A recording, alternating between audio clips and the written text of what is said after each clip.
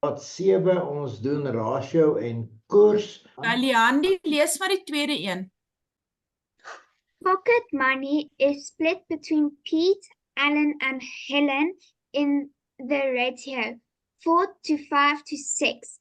Dad pays out 240 rand. How much does each person get? Al net vir my die ratio daar uit, Leandi. Die 4:5:6. Barbary, ons het nou 2-3, né? Ja, Tannie. So, wat is die breek waarmee ons werk? Wat is die noemer waarmee ons werk? 2. Dit is, dink jy dis die noemer of dink jy dis die teller? Dis die teller. Ons werk met 5.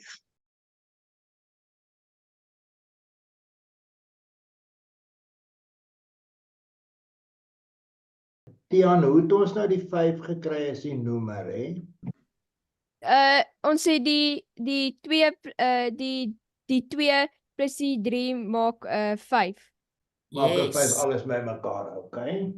Barbary, wat is die ander breek waarmee ons werk? 3/5. Right, so kom ons kyk. Hoeveel het die skool bymekaar gemaak?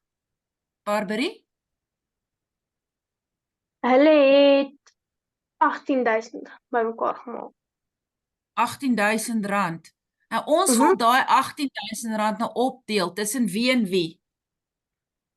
Tussen die Lions Old Age Home en die SPCA. Jy gaan al hierdie doen op jou rolwerkpapier wat juffrou vir jou gee, né? Hierdie is nie die antwoord wat juffrou wil sien. Hierdie is net jou bewerkings. Daai 18,000 rand, in hoeveel dele moet ons dit deel om te weet hoeveel elke company moet kry? Hoe het ons van hier tot hier gekom? Dis waar jy jou calculator gou moet gebruik. Gryp gou jou calculator asseblief. Yes, Leanne.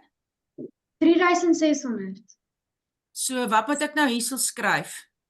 Jy's reg? Ja, jy's reg. Wat moet ek hier skryf? 3,600. Yes. Wat is die antwoord? Wat moet ek hier skryf?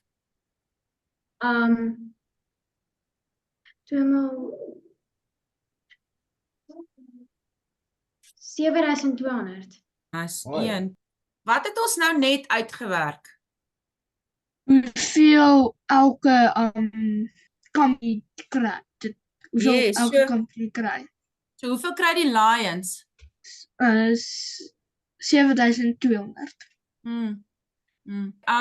Leandi, hoe gaan ons nou die SPCA se geld uitwerk? Ons gaan nou onder die bridge map skryf 18,000. Yes. En wat doen ek nou? Jy gaan dit deel deur 5. En wat is die antwoord? Ons het al die antwoord. 3,600. Yes, en wat doen ek nou? Nou maal jy sorry wag. Nou maal jy 3 met 3,600. En dit is hoeveel? 10,800.